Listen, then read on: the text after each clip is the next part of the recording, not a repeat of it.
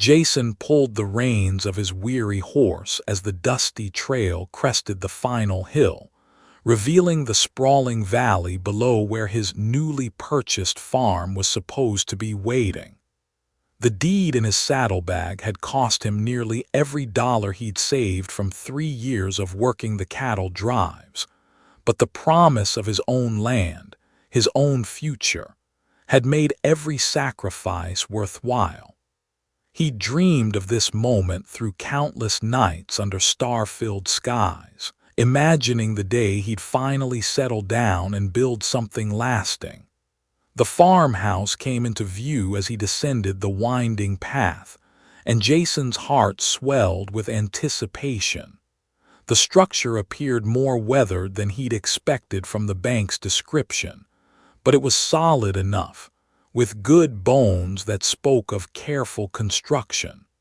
Smoke was rising from the chimney, which struck him as odd since the property was supposed to be abandoned, but he reasoned that perhaps the previous caretaker had left a fire burning or some drifter had taken temporary shelter. As Jason approached the front porch, the door swung open and 3 women emerged, their faces showing a mixture of curiosity and wariness. The eldest, a woman with graying hair pulled back in a practical bun, stepped forward with her hands planted firmly on her hips.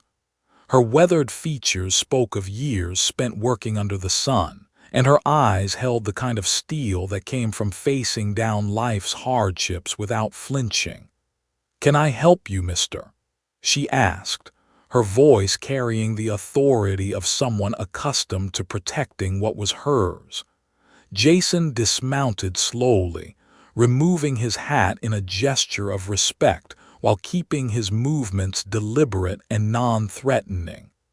"I'm Jason Miller, ma'am. I believe there's been some kind of mistake. I purchased this property from the cattlemen's bank in town just last week." The woman's expression hardened, and the 2 younger women behind her moved closer, forming a united front. The middle-aged woman, whose auburn hair caught the afternoon light, crossed her arms over her chest. "That's impossible, mister. This land has been in our family for 20 years. I'm Beth, and this is my sister Amy." She gestured to the youngest woman, whose blonde hair framed a face that showed both intelligence and determination. "And this is our Aunt Carol," she continued, indicating the eldest woman. Carol stepped down from the porch, her movements showing the confidence of someone who knew every inch of the ground beneath her feet. "Young man, I don't know what kind of game you're playing, but this is our home. Has been since my late husband brought us here when the girls were just children. We've got the papers to prove it, filed proper and legal with the territorial government." Jason felt his stomach drop as the reality of the situation began to sink in. He reached into his coat and withdrew the deed, unfolding it carefully. "Ma'am, I mean no disrespect, but I've got papers too, bought and paid for with the bank's seal and everything." He held out the document, watching as Carol's sharp eyes scanned the official-looking text.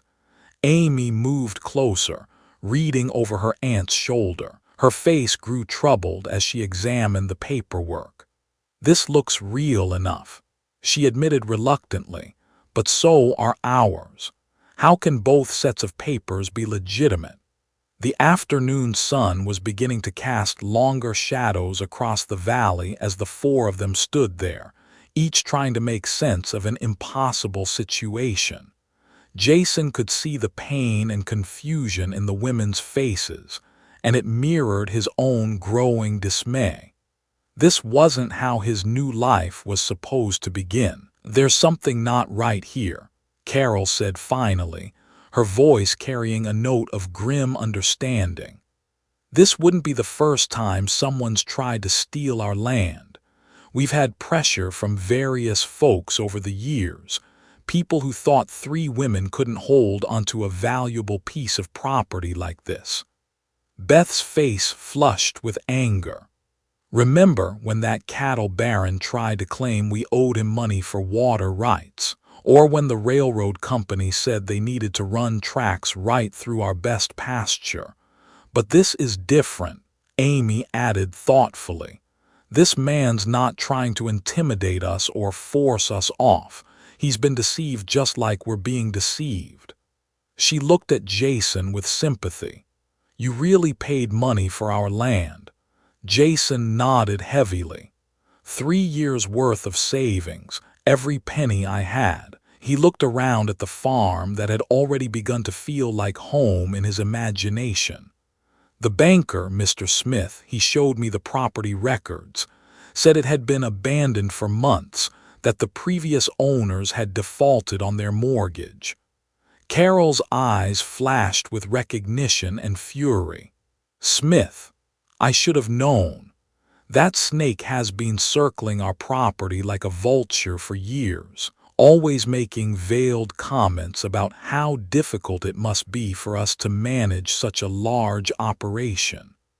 The sound of approaching hoofbeats interrupted their conversation, and all four turned to see a rider approaching at a fast gallop. The man was dressed in the dusty clothes of a ranch hand, but there was something about his bearing that suggested he was more than just a cowboy.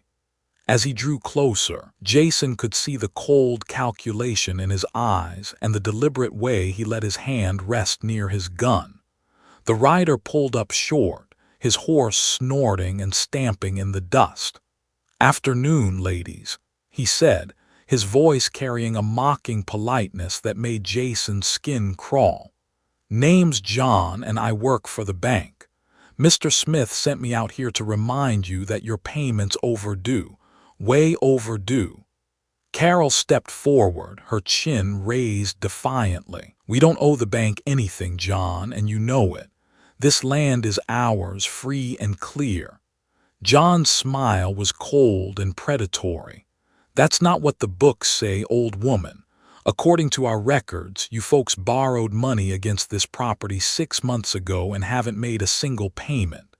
Banks got the right to foreclose, and that's exactly what's going to happen if you don't come up with what you owe."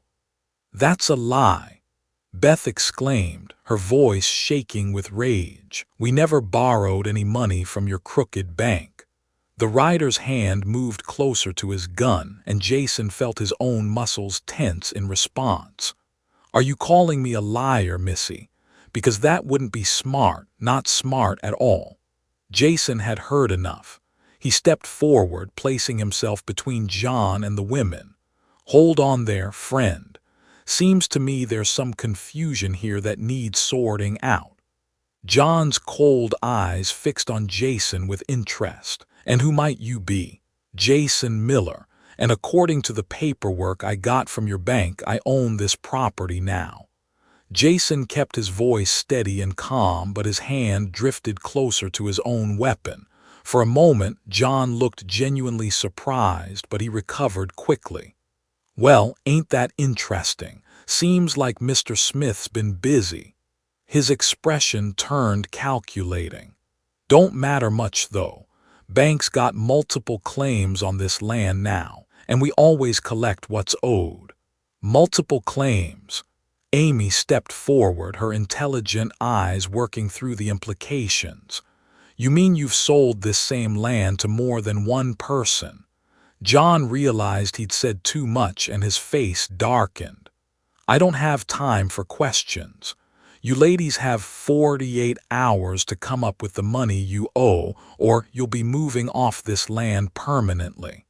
As for you," he pointed at Jason, "you best take up your grievances with Mr. Smith if you think you've been wronged." With that, he wheeled his horse around and rode off, leaving a cloud of dust and an air of menace behind him. The silence that followed was heavy with implication. Jason looked at the three women, seeing in their faces the same realization that was dawning on him. "This isn't just a mistake," he said slowly. "This is deliberate. The bank's been selling land they don't own and creating false debt records to steal property they can't legally claim. Carol nodded grimly. It's a classic land grab scheme, just dressed up to look legal. Smith probably figured that even if someone caught on, who would believe 3 women over a respected banker? And they certainly wouldn't expect someone like me to team up with you instead of trying to claim the land for myself, Jason added. Amy was pacing now, her mind working through the problem. We need proof.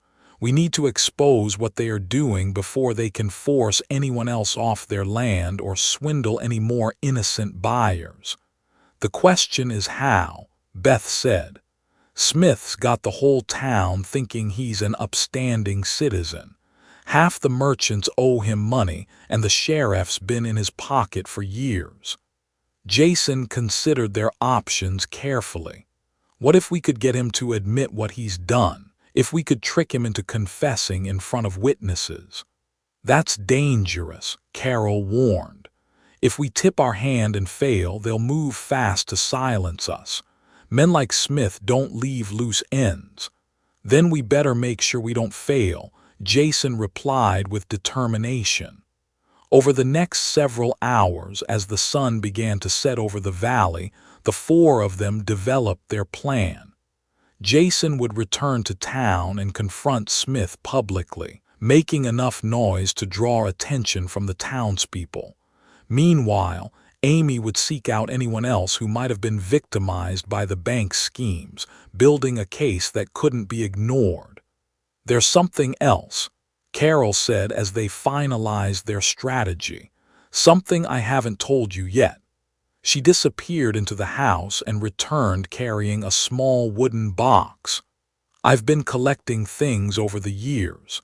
Documents, papers, things that didn't seem right. She opened the box to reveal a collection of bank correspondence, property records, and what appeared to be copies of transactions.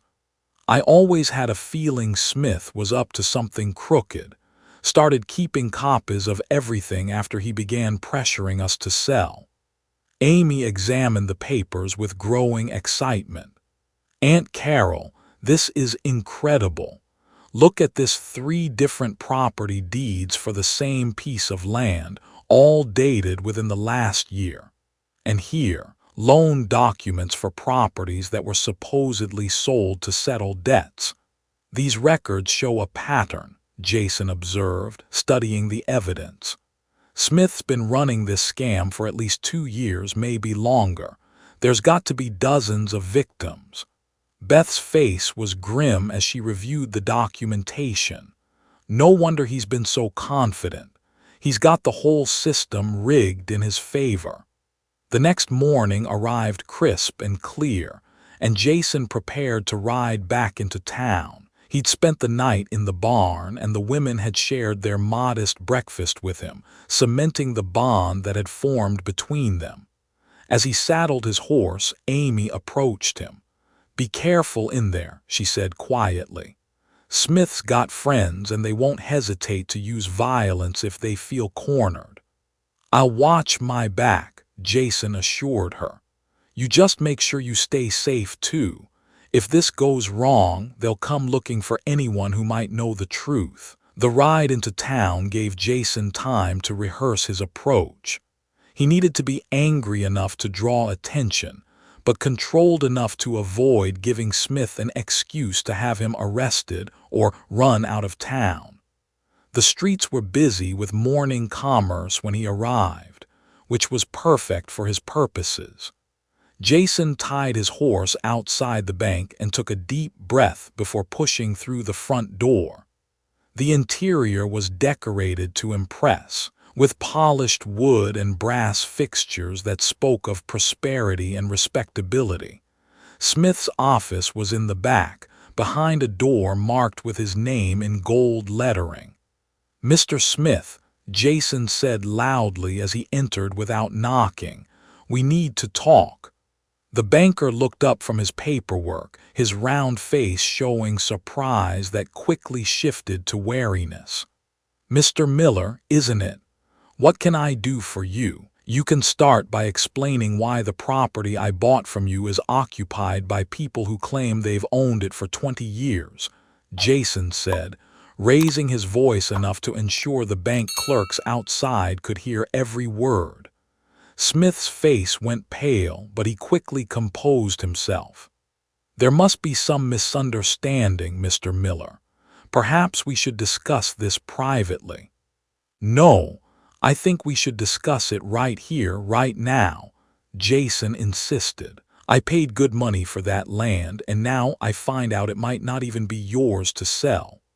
By now, a small crowd had gathered outside Smith's office, drawn by the commotion. The banker noticed the attention and forced a nervous smile. Now, Mr. Miller, I'm sure we can resolve this simple matter. Banking transactions can be complex, and sometimes there are delays in processing certain paperwork. Delays?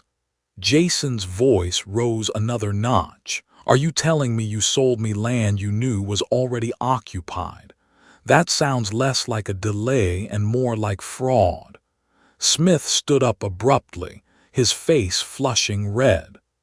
I'll have you know that this bank operates with complete integrity. We've never engaged in any fraudulent activities. Then explain to me how you can sell property that's been in the same family for 2 decades, Jason pressed. Explain how you can threaten to foreclose on people who never borrowed money from you in the first place. The crowd outside had grown larger, and Jason could see several prominent townspeople listening intently. Smith realized that his reputation was hanging in the balance, and his composure finally cracked. You don't know what you're talking about, Smith snapped. That family has been squatting on bank property for months. They defaulted on their loan, and we have every right to reclaim what's ours. What loan? Jason demanded. Show me the paperwork for this supposed loan. Smith fumbled through his desk drawers, clearly stalling for time. The documents they are being processed. Banking regulations require certain procedures. Jason could see the banker was trapped, making up explanations as he went along. Mr. Smith, I think you've been selling the same land to multiple buyers, while threatening the rightful owners with foreclosure based on loans that never existed. The accusation hung in the air like smoke from a gunfight. Smith's face went through a range of emotions: fear, anger, calculation, before settling on desperate defiance. These are serious accusations, Mr. Miller. I hope you can back them up, because making false claims about a respected financial institution could land you in serious legal trouble. I can back them up, Jason said confidently, though he was betting everything on Carol's collection of documents. The question is, can you back up your claims about loans and defaults and foreclosures? Meanwhile, across town, Amy was making her own rounds, visiting properties that matched the descriptions in Carol's collected papers. At the first house, she found an elderly couple who confirmed they'd been pressured to sell their land to settle a debt they insisted they'd never incurred. The bank kept sending letters, the old man explained, his hands shaking slightly as he held the correspondence. Said we owed money for improvements they'd made to the property, improvements we never asked for and never saw. They told us if we didn't pay, they'd take everything, his wife added.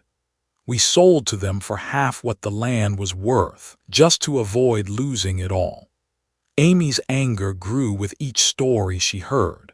At the second property, she met a young family who'd been told their deed was invalid due to a clerical error, forcing them to repurchase their own land at an inflated price. At the third, a widow explained how the bank had claimed her late husband had borrowed money against their farm, money she knew he'd never needed or requested. Back at the bank, Jason's confrontation with Smith was reaching a critical point. The crowd outside had grown to include the mayor, several council members, and most of the town's prominent citizens. Smith was sweating now, his carefully maintained composure crumbling under the pressure of public scrutiny. "I demand to see the original loan documents," Jason said loudly.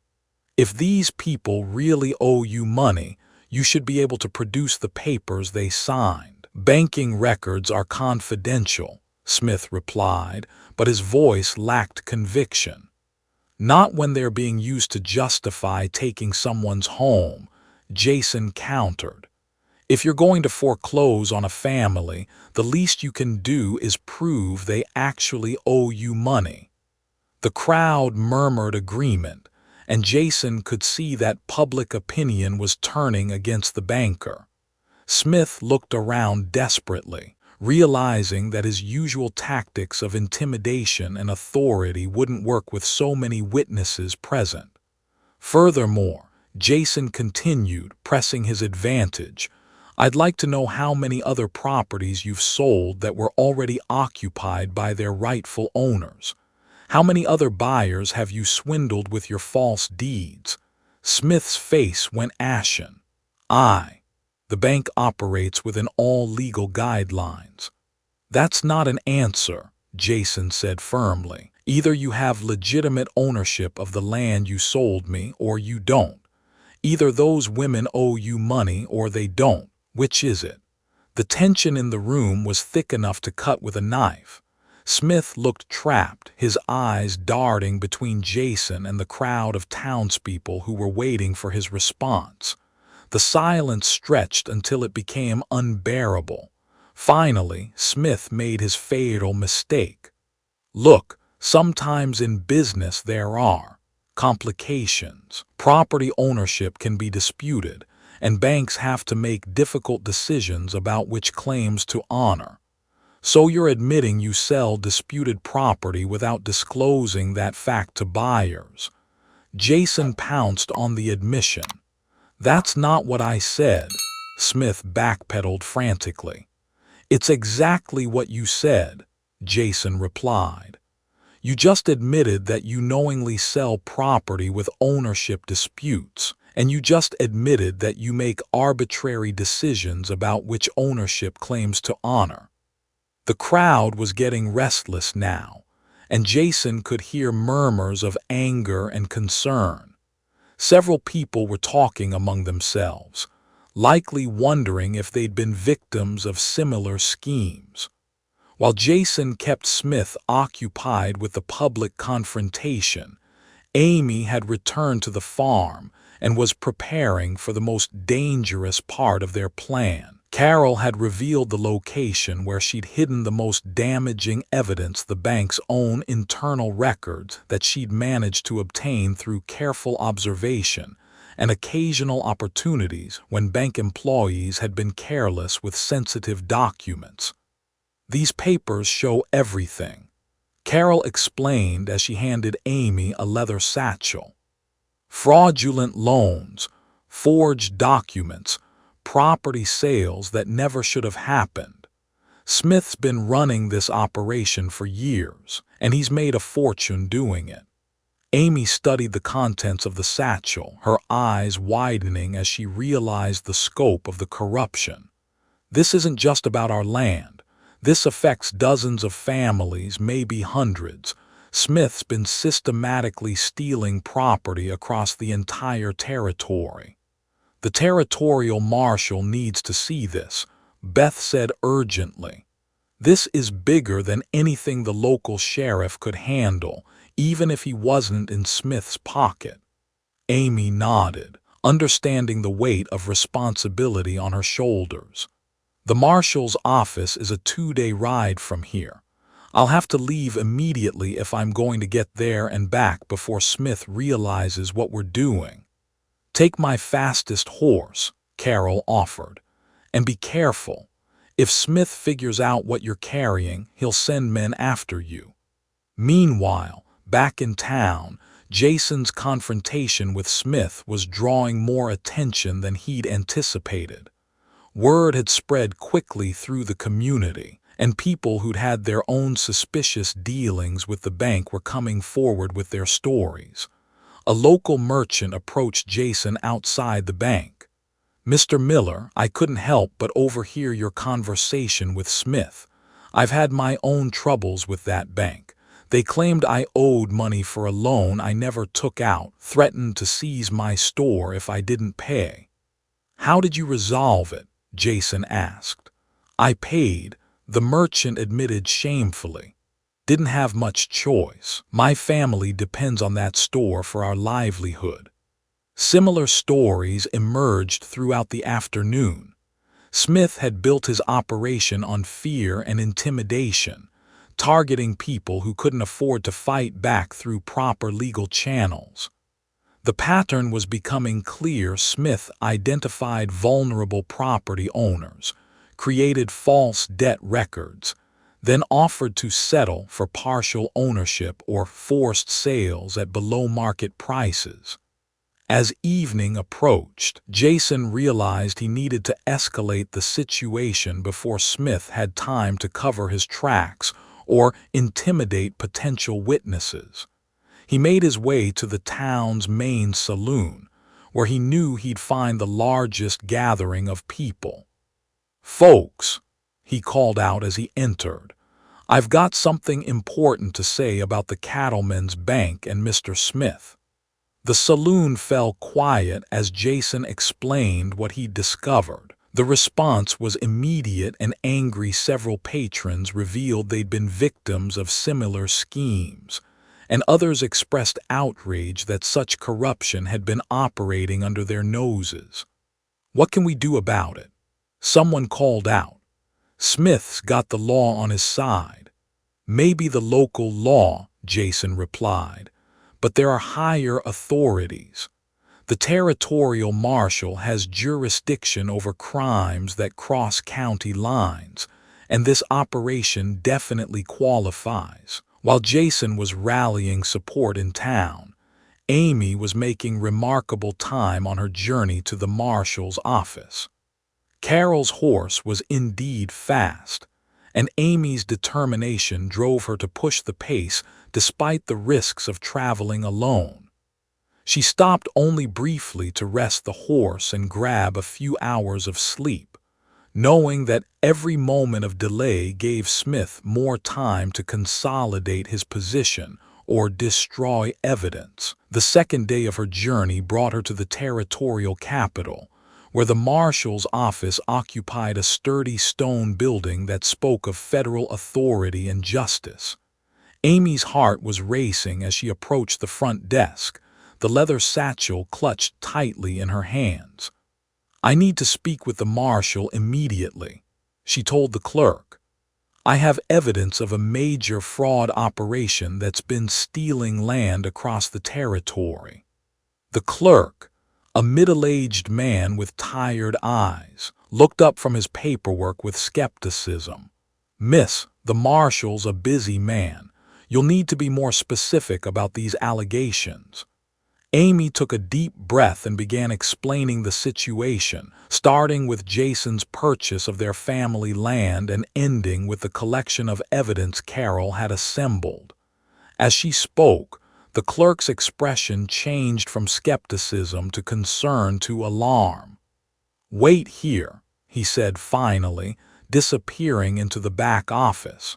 Minutes later, a tall man with graying hair and a badge that identified him as Territorial Marshal Davidson emerged. His weathered face was serious as he listened to Amy repeat her story, occasionally asking pointed questions about dates, names, and specific details. "Miss, if what you're telling me is true, this is a federal crime," Marshal Davidson said gravely. "Interstate fraud, mail fraud, conspiracy. We're talking about serious prison time for everyone involved." Amy opened the satchel and began laying out Carol's collected evidence. The marshal's eyes widened as he examined the documents, his experienced gaze quickly identifying the patterns of fraud and corruption. "This is extensive," he murmured, studying a particularly damaging set of forged property records. "Your aunt's been building quite a case here. These internal bank memos alone would be enough to start an investigation." "Marshal, there's something else," Amy said urgently. "The bank sent a man to threaten us yesterday. They're planning to move against our property within 48 hours.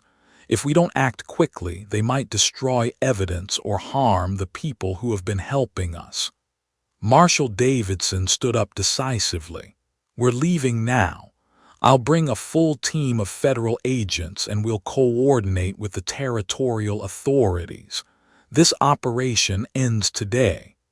Back in town, Jason was dealing with complications of his own. Word of his accusations had reached Smith, and the banker had responded by claiming that Jason was a confidence man trying to steal property through false accusations. The sheriff, clearly under Smith's influence, had suggested that Jason might want to leave town for his own safety. "I'm not going anywhere," Jason told the sheriff firmly. "I paid honest money for that land, and I'm going to see this through to the end."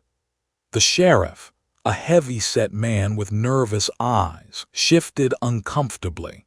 "Miller, you're stirring up trouble where there doesn't need to be any. Mr. Smith's been good to this town. Maybe you should consider that someone might have sold you false papers." "Then let's all go look at the real papers together," Jason suggested. "Let Smith produce his original documents and I'll produce mine. Let the whole town see who's telling the truth." Before the sheriff could respond, commotion erupted outside. A group of riders was approaching the town at high speed, and Jason could see the glint of federal badges in the afternoon sunlight. Marshal Davidson had arrived with his team, and Amy was riding beside him. The federal agents moved with practiced efficiency, surrounding the bank and posting guards at all exits before the corrupt officials realized what was happening. Marshal Davidson strode into the bank with the authority of federal law behind him, his team spreading out to secure the building. "Mr. Smith," the marshal announced loudly, "you're under arrest for fraud, conspiracy, and violation of federal banking regulations." Smith tried to maintain his composure, but the sight of federal agents and the crowd of angry townspeople had clearly shaken him. "This is outrageous. I demand to know the charges." "The charges are extensive," Marshal Davidson replied, nodding to Amy, who began reading from the list they'd compiled.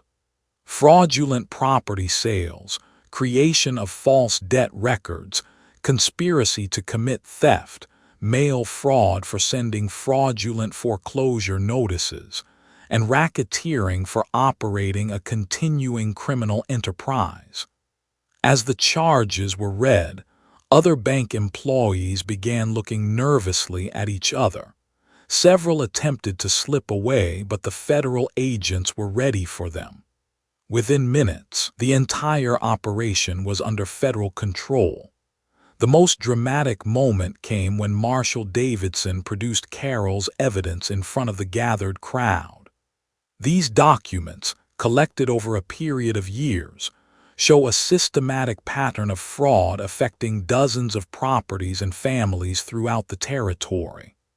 One particularly damaging piece of evidence was a ledger that showed Smith's personal accounts growing substantially each time a property was foreclosed and resold. Another was a collection of correspondence between Smith and Confederates in other towns, suggesting the fraud operation extended far beyond the local area. "Mr. Jones," Marshal Davidson called out, addressing a well-dressed man who'd been standing near the back of the crowd. "I believe you'll want to see this." Jones, who Jason now realized must be the main conspirator Smith had been working with, tried to push through the crowd toward the exit, but federal agents were waiting, and he found himself surrounded before he could escape. This is a conspiracy that reaches the highest levels of the territorial banking system, Marshall Davidson announced.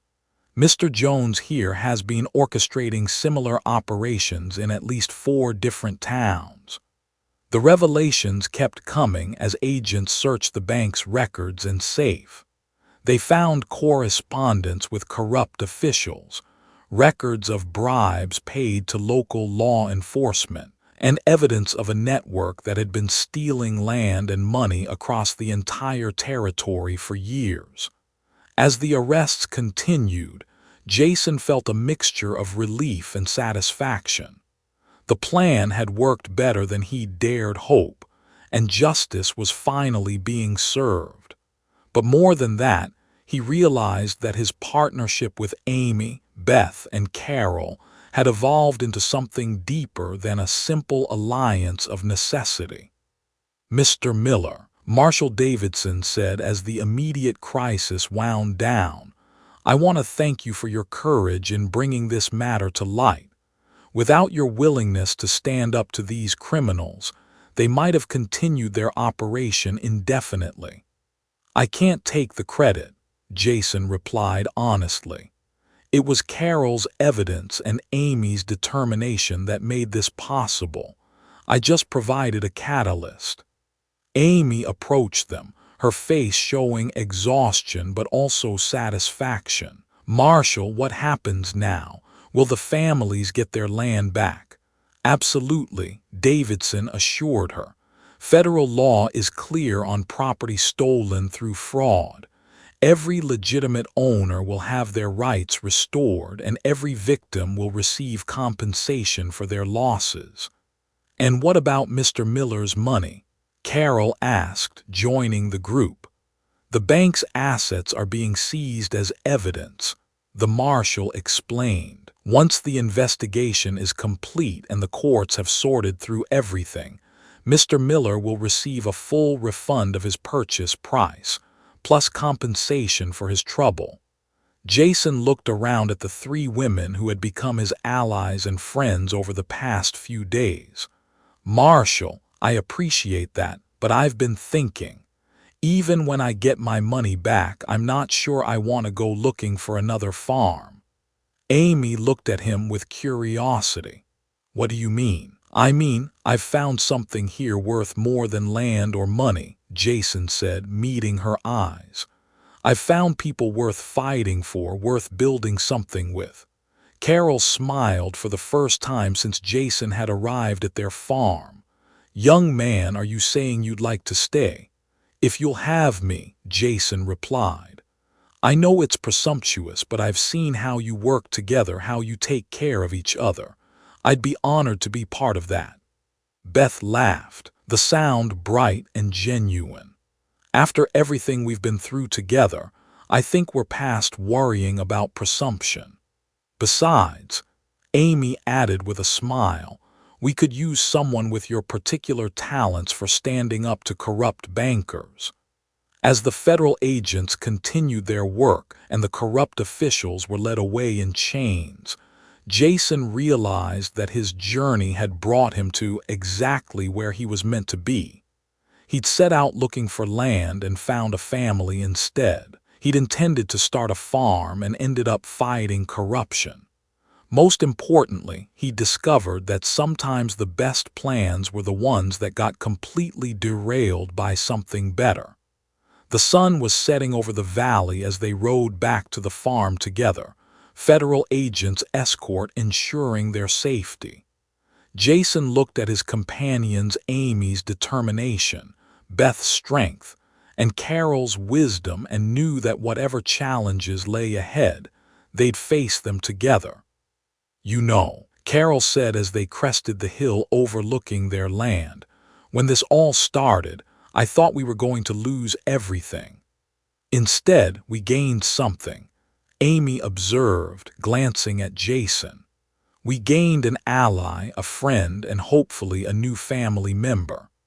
Jason felt the truth of those words settle into his heart like a homecoming. He traveled hundreds of miles looking for a place to belong, and he'd found it not in any particular piece of land, but in the people who were willing to stand beside him when things got difficult. The farmhouse looked different now as they approached, not like a destination he'd purchased, but like a home he'd chosen and been chosen by in return. The smoke rising from the chimney seemed to welcome them back, and the land itself felt like it was embracing its rightful family. As they unsaddled their horses and prepared for what they hoped would be a peaceful evening, Jason reflected on how much his life had changed in just a few short days. He'd arrived as a stranger with a questionable legal claim to property that wasn't his to claim. He was ending the day as a member of a family that had accepted him not because of what he owned, but because of who he'd proven himself to be when it mattered most.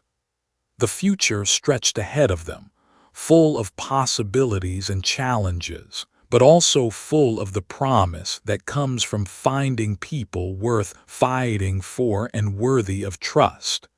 Jason had finally found his home,